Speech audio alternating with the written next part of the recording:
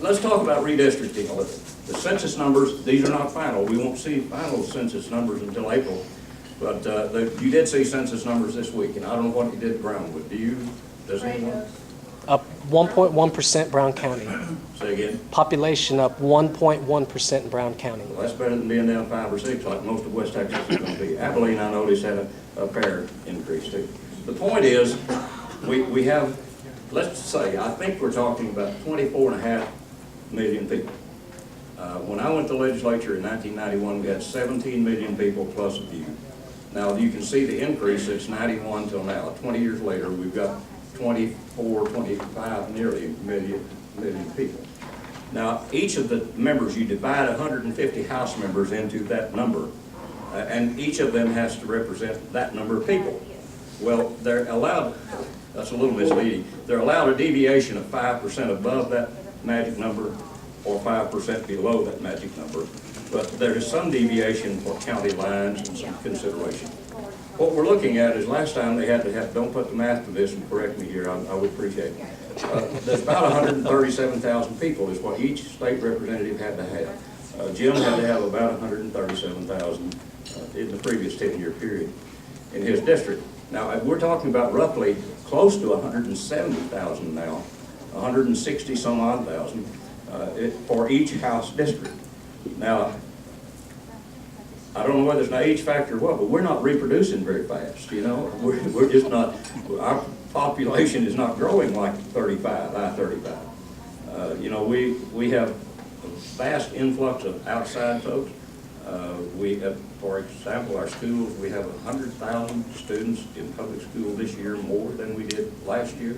We're going to try to run the public school system on 15% less or 20% less than we did last year with 100,000 new kids. I'm not sure how to do that. Can you all tell me? I think it's going to be, and that's true with a lot. So we have the problem of redistricting.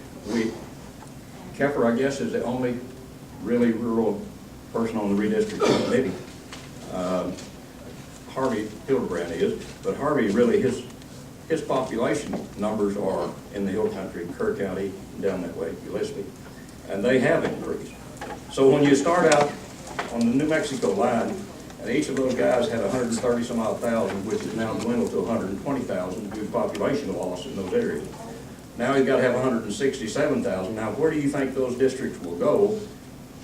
As Hardcastle says, you know, from Vernon, he said, if I could get those south 2 counties in Oklahoma, I think I could make it. I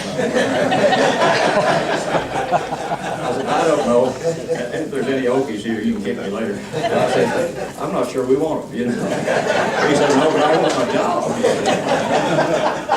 We divide the county up as to how the state up, and where do they start? Do they start in the center of the state and work out? If so, we know we're going to have 2 just drop off the world at the New Mexico and Oklahoma line.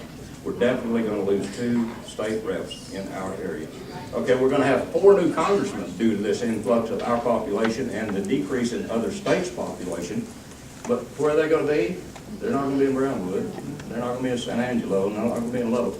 They're going to be up the I-35, I-45 corridors and across the 10 and 20 corridor where it crosses and makes the grid and the tip of the valley. Now, that's where the people are going to be. That's where the people are. And that's where the increase in population is taking place. Redistricting is another one of those things that everybody thinks they play a part, Robert. But really, the federal courts usually wind up, district courts usually wind up making the final decisions as to how redistricting works.